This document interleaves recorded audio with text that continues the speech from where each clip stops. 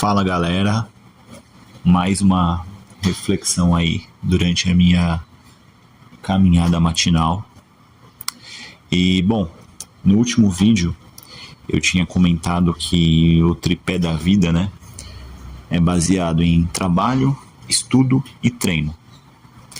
E aí você pode se perguntar assim, mas que tipo de estudo? Que estudo especificamente? O que estudar? E aí eu dei a opção dos livros, né? Livros como fonte de conhecimento. E eu li aí por volta de algumas centenas de livros durante a minha vida.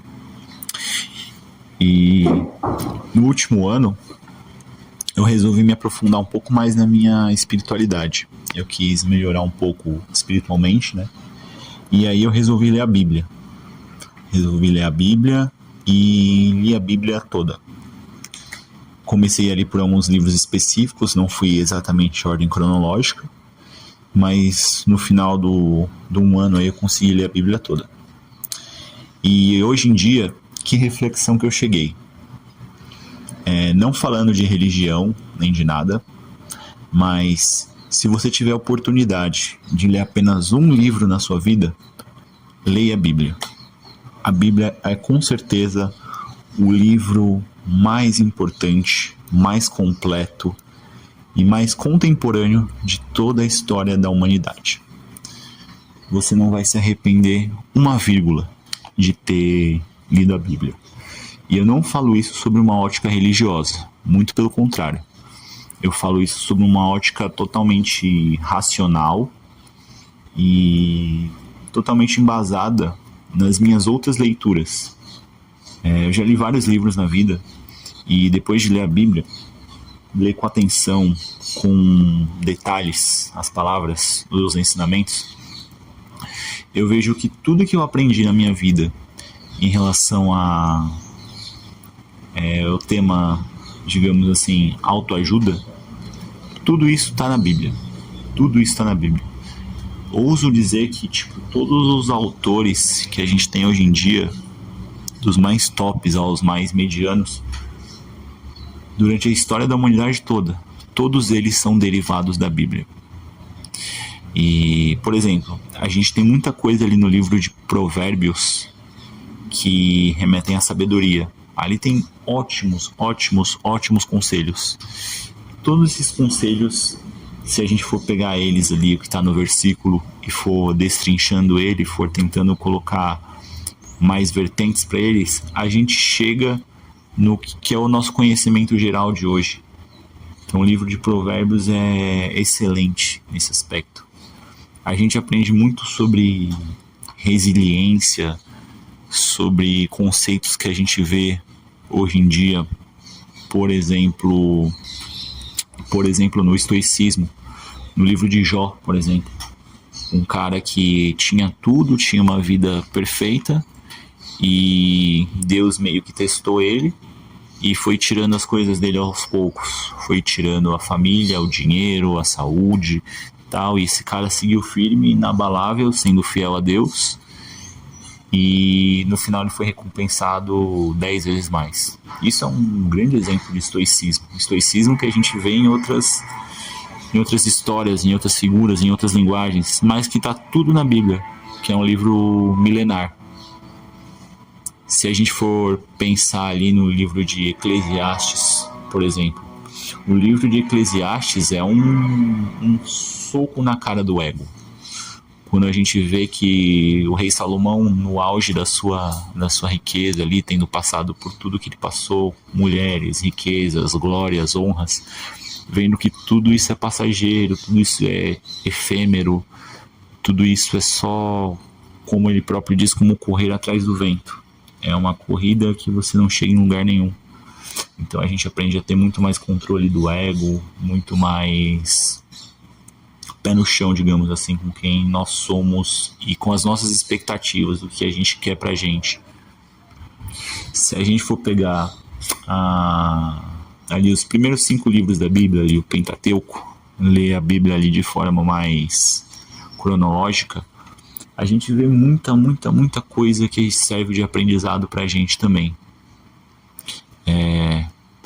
Independentemente se você é religioso ou não. Mas sobre aprendizado, por exemplo. Quando Moisés, por exemplo, tirou o povo hebreu do Egito, eles foram escravos, ele tirou o povo hebreu da escravidão, deu uma nova vida para eles. Eles viram uma sequência de milagres, eles viram uma sequência ali de coisas extraordinárias que aconteceram para ele poder libertar eles. Mas mesmo assim, mesmo livres, mesmo vendo Deus agir na vida deles, eles caíam nos mesmos erros da época de idolatria, da época do Egito. Então, se apertava um pouquinho o calo, eles iam lá e faziam o bezerro de ouro, eles blasfemavam contra Deus, falando que Deus tinha os abandonado para ficar à mercê no deserto. Eles reclamavam de Moisés, a liderança dele, eles reclamavam de muitas coisas. E aí você vê a questão, por exemplo, ambiental, que às vezes a mudança de ambiente, ela te tira ali de um lugar, mas se você não mudar a sua mentalidade, você vai ser sempre reflexo daquele lugar. É tipo a galera que ganha dinheiro com, sei lá, coisas fáceis, com loteria, jogo do bicho, sei lá, tigrinho. E ela ganhou dinheiro, só que a cabeça dela não mudou para a cabeça de ganhar dinheiro e fazer dinheiro. Então ela vai continuar tendo hábitos de pobre, ela vai continuar fazendo cagada e vai acabar voltando para a miséria. Assim como o caso, por exemplo, do povo hebreu, que eles saíram do Egito, mas o Egito não saiu deles.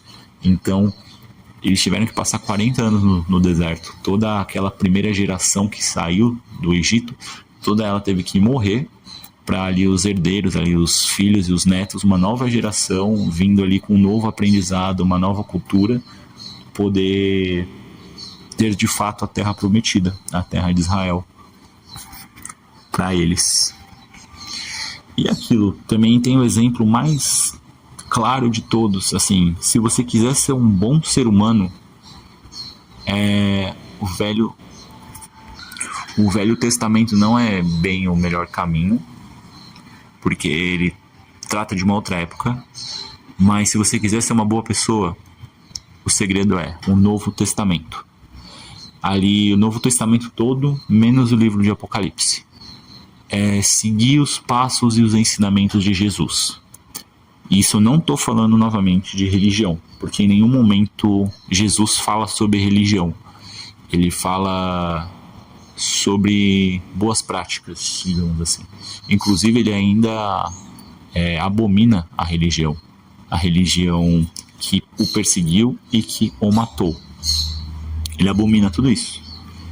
Ele ensina boas práticas e tipo de você ser uma boa pessoa, de você fazer o mínimo, de você não julgar, de você não ser o primeiro a tirar a primeira pedra, de você primeiro olhar para si e ver os seus defeitos antes de você julgar o outro, de você ajudar sempre que possível com as parábolas, por exemplo, do bom samaritano,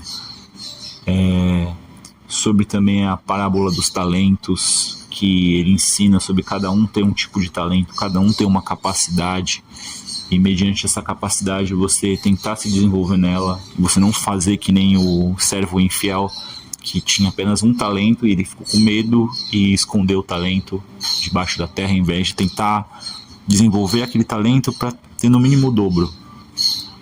Tem muitas parábolas, tipo, muitas passagens sobre Jesus, que sim, se você seguir o que ele falou, tipo, não tem como você ser uma pessoa ruim. E novamente, não estou falando sobre religião, porque pelo que eu entendi, o cristianismo não tem a ver sobre religião, tem a ver com lifestyle. É sobre você tentar o máximo de tudo ser uma pessoa boa, ser uma pessoa decente. E Cristo sintetiza ali aquele monte de coisas dos 10 mandamentos, ele sintetiza em duas coisas: em amar a Deus sobre todas as coisas e amar o próximo como a ti mesmo. E a gente vê muito esse jargão. hoje em dia, assim. Se você não quer uma coisa para os outros... Não, desculpa. Se você não quer uma coisa para você, não faça com os outros. Ou coisas parecidas. É muito simples. Se a gente tratar os outros como a gente gostaria de ser tratado, 99% dos problemas de convivência, dos problemas sociais, se resolvem. Então é isso. Essa é a reflexão de hoje. Muito obrigado aí para quem teve a paciência de ouvir. Quem gostou, dá um like, se inscreve aí no canal e tamo junto.